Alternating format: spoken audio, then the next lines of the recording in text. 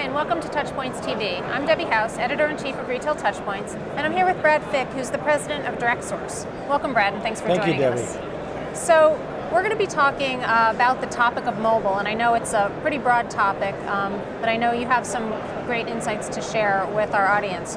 So the first question is really kind of a general question about, in 2013 and beyond, what would you say are the primary areas of the store that retailers should think about focusing, a focus on mobile technology?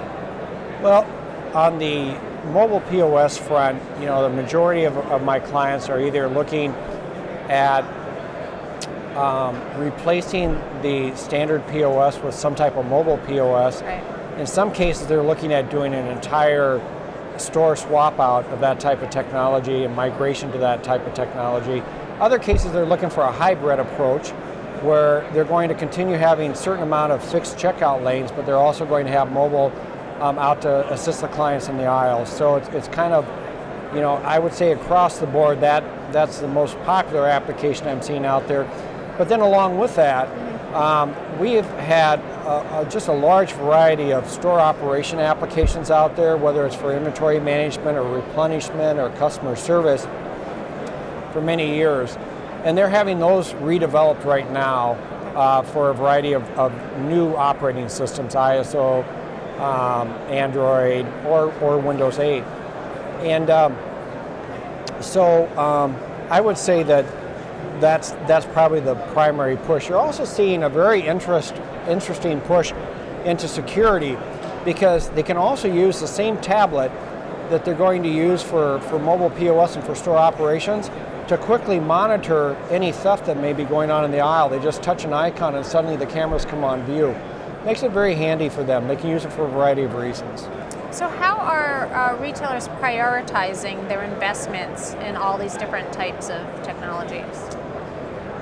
Well, again, it really does focus around the customer experience. Right. So that's the number one priority for all of them.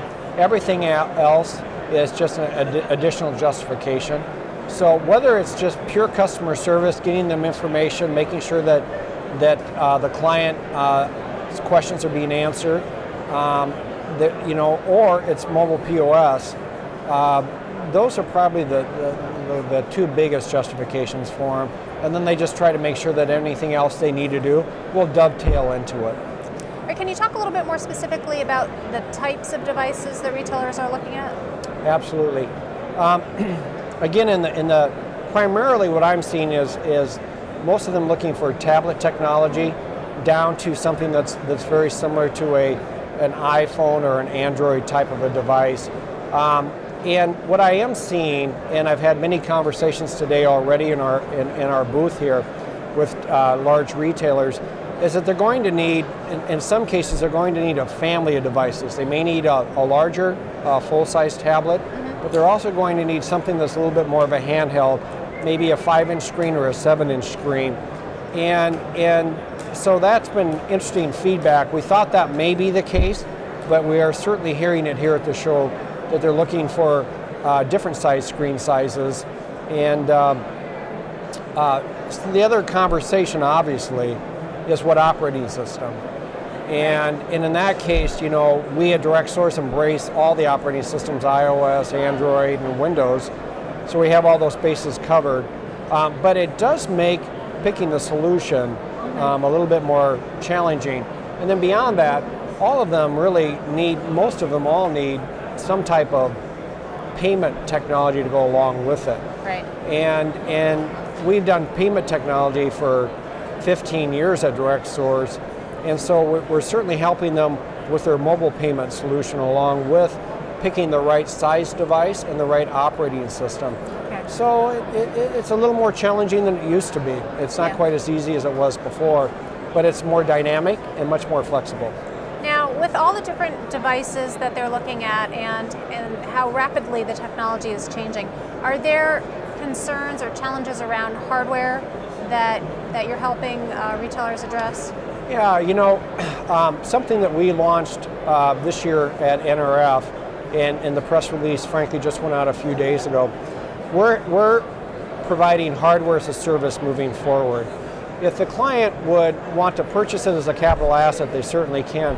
But in the mobile space, as fast as the technology is being refreshed, and as quickly as the technology is changing, and frankly add in the consumer demands, what the retailer is doing to meet the consumer's needs this year or next year may not work 3 years from now.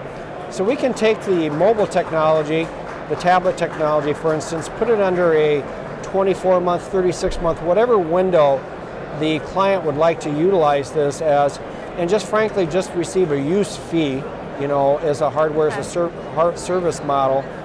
And at the end of that period, we'll just take the technology out and we'll refresh it with the next version of the technology that makes the most sense for them. So again, pretty good feedback here at NRF. What I've heard is, you know, that previously they can make a 5-year decision, but when it comes to technology, mobile technology and tablet technology, they feel very uncomfortable doing that and would prefer a way to trade out the technology more frequently. Hardware as a service, it makes a lot of sense. Yeah, yeah, so far. Yeah. Sometimes when I hear these things, I think, why didn't we think of that sooner, right? But well, you know, the challenge there too is a retailer buys a device and they've got to depreciate it over 5 years. Yeah. So now in tablets, you know, 3 years from now it's almost obsolete and they want to refresh it. Now the CFO and the CRO are saying, well, we have 2 more years to have to depreciate, so you can't do it yet. Right. Well, we basically, you know, help them get beyond that. So let me switch gears for a second, and can we talk just for a minute or two about the security concerns around mobile payments and mobile devices? Is that something that you're, you know, what kinds of advice are you giving to retailers as far as, you know, when those kinds of concerns come up? Yeah, there's first off a variety of device management tools out there, and we've been working with them for many years, and they've gone through many generations of updates because of technology changes. So these days, you know, we can easily help the retailer pick out the right device management solution. So in the event that the device leaves their environment, it becomes, it frankly wipes the device clean and removes any data that possibly could have been on there. So they don't have to worry about PCI from that standpoint. And then when it comes to the mobile payments, we're still partnering very strongly with the leaders in the payment industry like the Veriphones and the Agenicos. They all have mobile solutions. And what we like about that at Direct Source is the fact that they're clearly at Verifone and at Agenico keeping their eye on PCI standards, and they're making sure that the technology is being used in a safe and secure fashion. Right. And so that's really our approach to that market space, and it's been proving out to be the right direction, frankly. So is there some sort of assessment that you'll do with conduct with a retailer in order to, you know, determine what, you know, security issues they might be facing? Well, we do a lot of wireless and network infrastructure projects at Direct Source beyond just mobile devices. Okay. So we're always working with them on PCI and what to be, you know, what to be concerned about, and to make sure that they're in compliance as much as we can. Now, I will say that in our market space, in the Tier 1 space, the retailers clearly do understand, you know, PCI. So most of our work these days is just tracking the timeline with the retailer to make sure that the technology we're selling them will have the right PCI life or shelf life to it, and that's the primary part of it. Right. I would say, kind of shifting back to the wireless management of the devices, that's a key component there, where if that device leaves your environment, you want it disabled immediately. Right. Another part of PCI, and we really do make sure we help them with that. All right, terrific. All right, well, thanks so much for sharing your insights and joining us today on TouchPoints TV. Well, Debbie, thank you very much. All right. And thanks to all of you as well. Have a great day.